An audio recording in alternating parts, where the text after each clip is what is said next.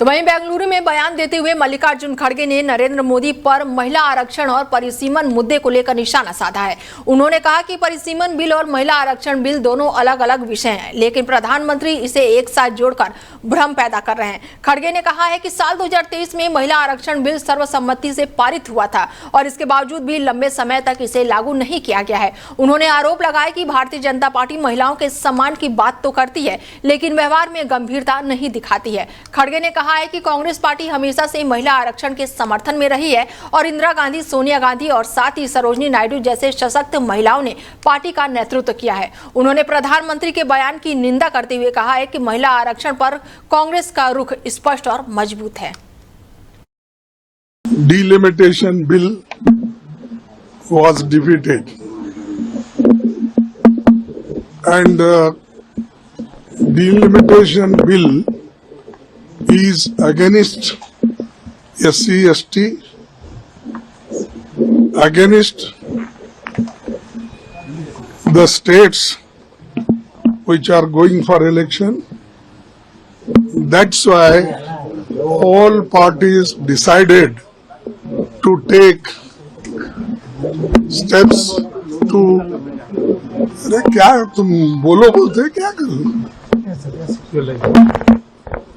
So all together defeated. But Modi is telling that the Mahila Arakshan bill is defeated. Mahila Arakshan bill is different and new delimitation bill is different. We passed unanimously Mahila reservation bill in 2023 itself. Delimitation bill. बता दें कि परिसीमन bill को लेकर लगातार सवाल उठ रहे हैं और ऐसे में मल्लिकार्जुन खड़गे ने बड़ा बयान दिया है। उन्होंने कहा है कि प्रधानमंत्री नरेंद्र मोदी परिसीमन और साथ ही महिला आरक्षण बिल को जोड़कर भ्रम फैला रहे हैं। इसके साथ ही परिसीमन बिल को लेकर कई तरह के सवाल भी उठे हैं। कांग्रेस ने महिलाओं का समर्थन किया है। इसके साथ ही मल्लिकार्जुन खड़गे ने यह दावा किया है।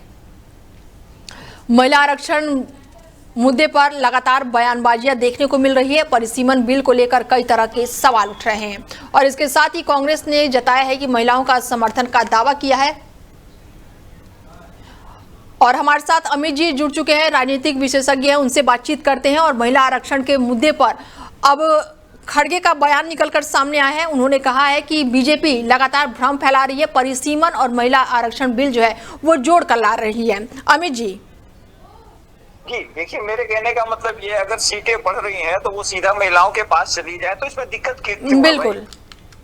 मान लीजिए कोई चीज अपॉर्चुनिटी मिल रही है तो जो जिनको नहीं मिला अधिकार है उनको दिया जाना चाहिए ना। अब ये तो नहीं हो सकता कि आप 800 लोगों को ले आएंगे फिर उसमें से डिसाइड करेंगे कि नहीं अगले वाली इनको ये देंगे उनको वो देंगे। देखिए, ऐसा है कि कांग्रेस और रीजनल पार्टियों का एक ही एजेंडा रहा है कि वो महिलाओं को केवल अपने स्वार्थ के लिए यूज करते रहे। वो यही चाहते हैं कि महिलाएं कोई काम ना करें। आप जैसे लालू यादव को ले लीजिए, जैसे उनके कुर्सी पे खतरा है, उन्होंने अपनी वाइफ को मुख्यमंत्री बना दिया।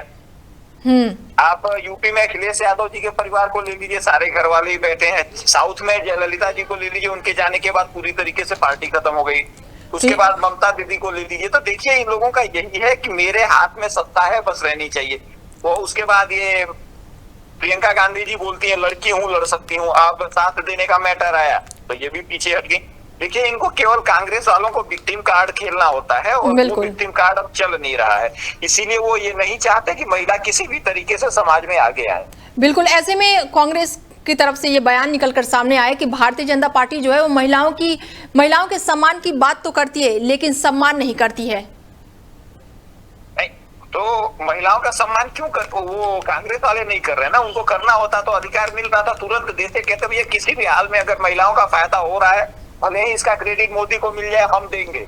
हम महिलाओं के लिए आपसे ज्यादा काम करेंगे। लेकिन नहीं, उनको वो विक्टिम कार्ड खत्म हो जाएगा ना। वो बिल्कुल। की मूर्ति, त्याग की देवी, आयरन लेडी, दुर्गा का अवतार, ये जो इन्होंने क्रिएट कर रखा है ना, वो सारा खत्म हो जाएगा। बिल्कुल अमित जी, ऐसे में बयान एक और निकलकर सामने आया है कि 2023 में महिला आरक्षण बिल जो है वो सर्वसम्मति से पारित हो गया था, लेकिन परिसीमन की बात जो है वो अब निकलकर सामने आई है। क्या ऐसा हो सकता है कि अगर बिल को लेकर हम बात कर रहे हैं और परिसीमन की बातें अब आई हो? क्योंकि अगर ये पास करना होता तो बताइए। महिला आरक्षण बिल जब आया था तो प्रिंसिपल ने कहा था भैया आप कहां से इनको 33% दे देंगे, बिल्कुल। आप किसका हक मारेंगे? तो आज जब सीटें पड़ रही हैं तो वो सीटें हमारी माताओं बहनों के पास जा रही है, तो इसमें कांग्रेस को आपत्ति क्यों है? कांग्रेस को आपत्ति है और इसके साथ ही जो साउथ में है उनको तो ज्यादा दिक्कतें हैं। नहीं नहीं, देखिए ये तो बहुत ही कुतर्क है एकदम से। मतलब आप एमके स्टालिन की अगर मैं बात करूं, सर एमके स्टालिन की, उन्होंने तो पूरे के पूरे जो लेटर था वही जला दिया था। वीडियो भी काफी वायरल हुई थी। नहीं, आप देखिए, आप एंकरिंग करती हैं, आप ज्यादा पैसा कमाती हैं, इसका मतलब आपको 3 वोट देना चाहिए। बिल्कुल। मतलब हो सकता है क्या इस हिसाब से? तो जो बेचारा गरीब है उसको 1 वोट, तो जो ज्यादा पैसा कमाता है उसको 3 या 5 वोट देने की वो कर दी जाए। देखिए ऐसा कुछ नहीं है। रीजनल पार्टियां यही चाहती हैं कि औरतें घर में रहें, उनके घर की औरतें जब जरूरत हो तो रिमोट की तरह से यूज कर सके। इसीलिए कोई नहीं चाहता कि औरतें समाज में आगे आए। और ये उनके पीछे एक चीज और है, सबसे बड़ी चीज, कि उनकी मेंटालिटी देखिए, उनके लोगों का साथ देखिए, वो किसके साथ खड़े होते हैं। उनका वोट बैंक जो है वो मुस्लिम समाज है। बिल्कुल मुस्लिम बिल्कुल। समाज में महिलाओं की क्या स्थिति है ये मैं किसी से बोल नहीं सकता। ठीक है सर। तो वो जो मेंटालिटी है, इसीलिए इन लोगों को दिक्कत हो रही है कि महिलाएं समाज में आगे आएंगी तो उनको परेशानी होगी, और वो नहीं चाहते कि उनका जो राजतंत्र चल रहा है उससे कोई दिक्कत आए। तो वो 1-2 लोगों को सेलेक्ट किया है, उसको आगे करके महिलाओं को बेवकूफ बनाने का काम कर रहे हैं। और मैं ये जानता हूं कि मेरी माताएं बहनाएं इस काबिल हैं कि बिल्कुल बिल्कुल ये गलती नहीं करेंगी। ठीक है सर, जुड़ने के लिए बहुत शुक्रिया आपका। बता दें कि परिसीमन बिल को लेकर पक्ष और विपक्ष लगातार एक दूसरे पर तंज कस रहा है। ऐसे में मल्लिकार्जुन खड़गे ने प्रधानमंत्री नरेंद्र मोदी पर सीधे निशाना साधा है।